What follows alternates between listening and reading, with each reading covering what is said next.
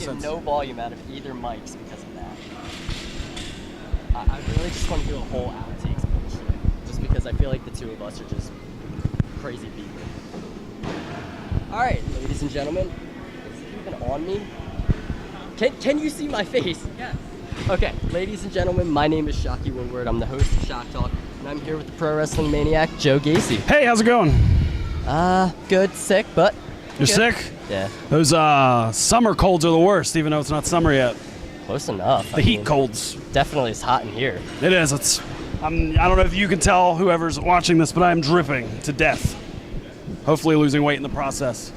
But anyway, continue. So, you consider yourself a horror nut. Do you incorporate that in your pro wrestling maniac character at all? And so, how? You could say yes. I honestly lately have been trying to get away from that, more away from the horror aspect and more into a, I guess, lack of a better term, culty aspect is kind of the idea. I don't know. I guess I used to associate myself with horror movies, and everyone knows that I used to call myself the Chainsaw. So, like, everyone associated that with horror movies. In my mind, the Pro Wrestling Maniac wasn't supposed to be, like, a horror thing, but generally speaking, everyone knows and sees me and associates me with that. So, like, of course, that's what they're going to kind of see. In my mind, Pro Wrestling Maniac is just somebody who is a maniac about pro wrestling itself, and that's me, in a nutshell. Plus, the mask doesn't really help. Yeah, I mean, the mask has a whole explanation, but I haven't really done a good job explaining it yet. But It's still cool, though, especially it's the to light come. one. Yes, thank you. I broke it tonight, but it's okay. It's still cool, though, like the blue light. Yes, when it thank gets you. dark. I want a yellow one, like a That'd be yellow awesome, light. That's what I 'cause need. You also have that yellow mask, so it's just Exactly. really cool. It could be like an ode to that. Yes. So this was just out of pure curiosity to me. Mhm. You have in your bio Paula Abdul's favorite wrestler. How Yeah. did that start? So, fun fact, Paula Abdul follows me on Twitter. This is for a simple fact. We've never have ever corresponded with each other on Twitter, but she was having a conversation with some movie star. I don't even remember who it was at the time. And they were talking about twerking or something. So I just chimed in, I could beat you both in a twerk contest. And then boom, follow from Paula Abdul on Twitter. Apparently that's how it's done. Sometimes I like tweet at her and she never answers, but I'm still her favorite wrestler. I'm a cold-hearted snake at heart. Do you have any dream matches? Dream ultimate all-time top dream matches, unfortunately, will probably never happen. Number one is Mick Foley, because he's like the guy who made me want to be a professional wrestler. Number two is William Regal. Unfortunately, I don't believe can wrestle anymore. The closest thing I got to William Regal, though, was I got to WrestleFit Finley. So I chalked that as a win. And ultimately, I mean, Triple H. Those are like my three big influences. So I feel like the only one that could theoretically still happen is Triple H. Yeah. Maybe one day. Maybe a brand represented by 3 letters? Possibly? Maybe. What's been your favorite match in your career so far? That's a. People have asked me that before, and that's a very tough answer. Good matches against really good people. I mean, I've definitely enjoyed a lot of matches I've done, especially in the last couple of years. Honestly, I'll throw this out there since we're here at Standalone Wrestling. One of my top favorites right now is the first standalone show. The last one was against Martin Stone. He is literally what I love about, like, if I could create a pro wrestler, it'd be him, basically. So, like, to me, that was my dream match. So that was one of my favorites. I rambled for a second there.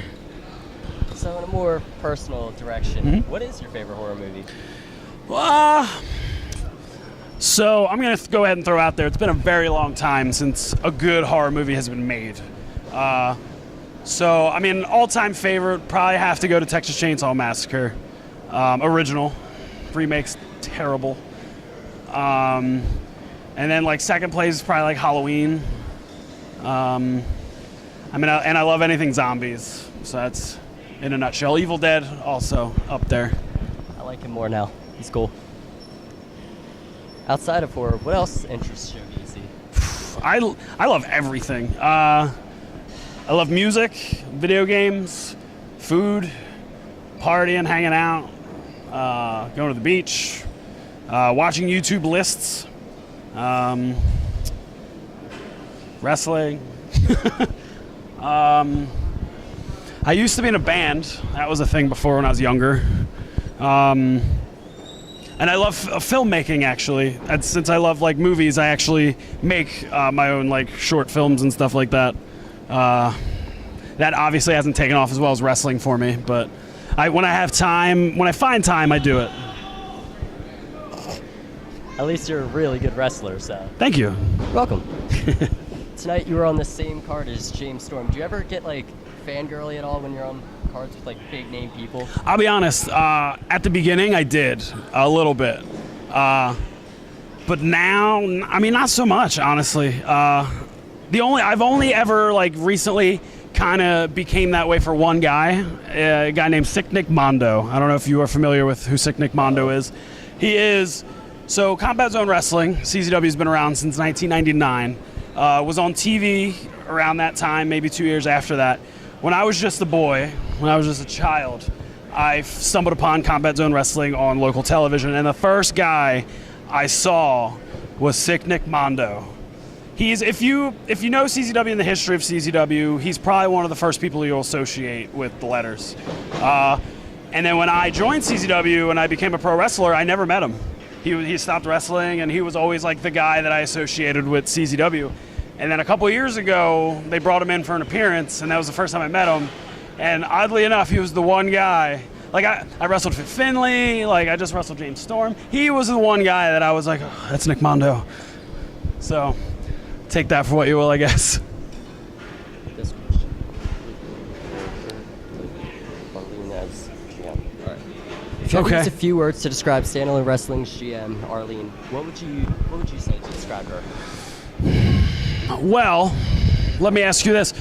What did she do tonight? Tonight she really only did a couple announcements, adding Brandon Kirk into that Fatal 4-Way, and then she also announced that there will be title matches at Boardwalk Beatdown. I mean, title match is good. But if I remember correctly, on the first show, didn't she add somebody into another match? I don't remember. I'll be honest. That felt so long ago now. It did feel long ago. I'll be honest. I'm not really sure. I'm not really sure how I feel because I haven't had any interaction with her. But you better believe at Standalone Wrestling, there will be a time, there will be a place where me and the GM will meet and we will coincide with each other. And then maybe in that moment when I stare her down in her eyes and look into her soul, then I will see what my true feelings are. And you can ask me then. All right. Lastly, what do you hope for the future of Standalone Wrestling? Future Standalone Wrestling, I hope it grows and becomes one of the top wrestling companies, at least in the area, short-term goal. I mean, it potentially could grow into a national phenomenon. You never really know. Ring of Honor started as a little company in Philadelphia. Like, you never really know where a company can go and grow. But it's definitely a good locker room of guys here, definitely a good management team behind the company itself.